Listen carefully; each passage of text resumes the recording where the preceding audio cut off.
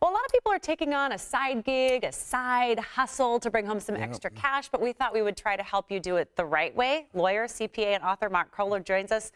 Boy, Mark, that's a lot. You've Yeah, I've CPA, got a lot of side author, hustles. lawyer, like talk about, okay, so we want to talk about making extra money because tax day is upon us. 1 in 3 Americans who are working have a side job. What are they typically doing? Well, a variety of things. Yeah. And driving Uber, maybe selling something online, a little service business, doing some real estate.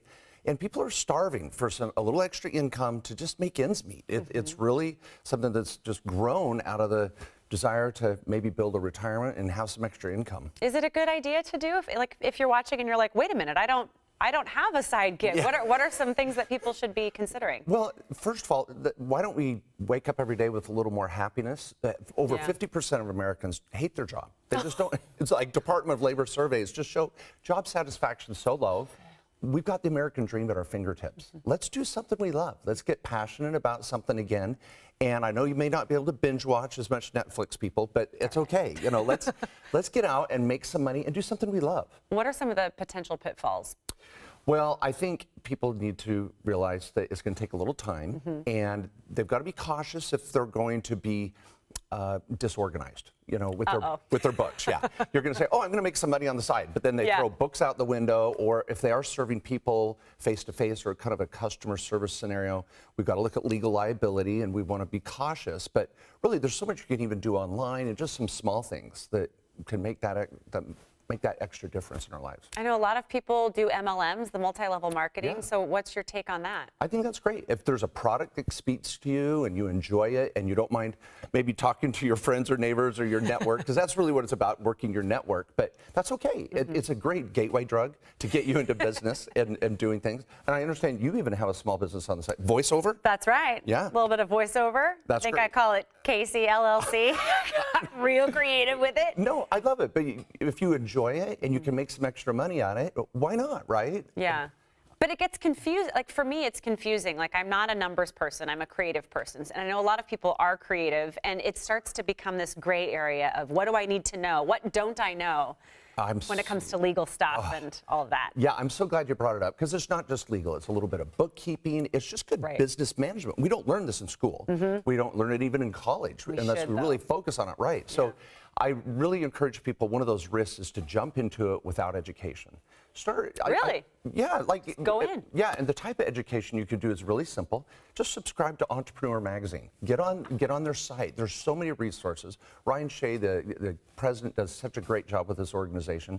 And get a little maybe training in some classrooms or online education. If you want to dive into real estate, I love Renatus. It's an online course that can help you learn real estate. I just want to give all these resources. Yeah, people can get out there and go, real estate? I can learn how to do real estate or whatever it may be. Just start studying. Get some good newsletters going. Listen to some good podcasts. Get your juices flowing. Is there a line between it being worth it and not being worth it when it comes to devoting your time into something? Like, is there, when it comes to the risk reward of like, oh gosh, I don't want to spend all of my weekends doing my side hustle if it's only to make a certain amount? Yeah, that's a really good point, because if you're not making money at it, is it a hobby? Right. Okay. Good point. And yeah, but if you're not making money at it and you're not enjoying it, stop. Okay. But really, I think we can find some way to make revenue at what we love doing, as long as it's legal. You know, people remember that. But if you love doing it, let's get out there and start testing the product, testing the service. And if you enjoy it, and if you're passionate about the industry or the product or the service you're doing, it's going to be easy. And all of a sudden, you're making some extra money to pay down debt, get a debt snowball going, and then start funding a Roth IRA. Use that money not to maybe increase your lifestyle. We as Americans are terrible at that. We'll make a little money and then we'll spend more. Yeah. Let's save it. Let's pay off debt. And all of a sudden, we start to feel a little bit of breathing room. That side business is a tool to make our life better.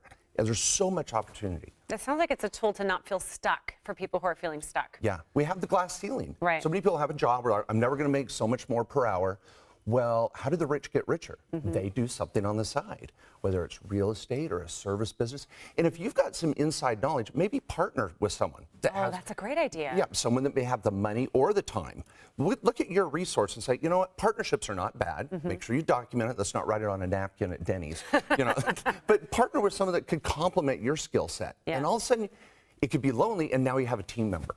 I love that. Sign up over Moons Over My Hammy as long as it's an actual piece of paper and not the Denny's napkin. And you have a book out. I want to make sure people can read up more. The Tax and Legal Playbook. Yeah, the Tax and Legal Playbook. I've got a second edition coming out next month because of the Tax Cuts and Jobs Act, which really makes small business better than ever. Really? Yeah. With the Tax Cuts Act, it helped big corporations with a tax cut, helped individuals with some standard deduction increases and all that. But there was a huge section for small business. If you want to save taxes, have a small business on the side. Now I can write off things that you may have not been able to. Cell phone, home office, some travel, some auto. I mean, when you're doing your voiceover, man, you're on the road. Yeah. We got to write that off. Yeah. Mark Kohler, thank you so much. Thank you. I think people are at home like relaxing over breakfast. They're like, no, we're going to get out and work. This is the year. This is Let's the year. Do it. Let's make some money. Okay.